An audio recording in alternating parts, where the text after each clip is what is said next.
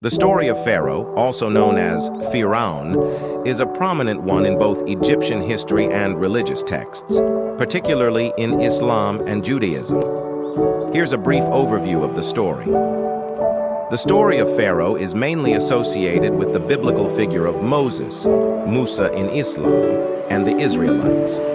According to the Quran and the Bible, the Pharaoh in question is often believed to be Ramses II, although historical accuracy is debated. The story begins with the Israelites, who had settled in Egypt, facing oppression and enslavement under the rule of Pharaoh.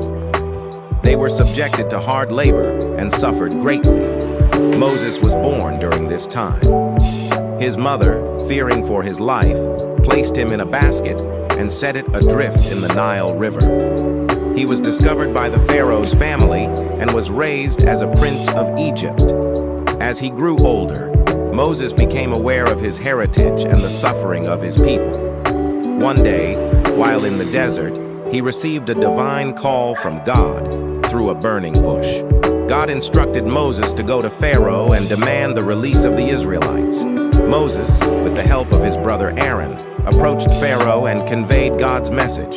However, Pharaoh refused to release the Israelites and instead intensified their hardships. In response to Pharaoh's stubbornness, God sent a series of 10 plagues upon Egypt. These plagues included water turning to blood, frogs, lice, flies, diseased livestock, boils, hail, locusts, darkness, and the death of the firstborn. Each time, Moses warned Pharaoh to release the Israelites, but Pharaoh continued to resist.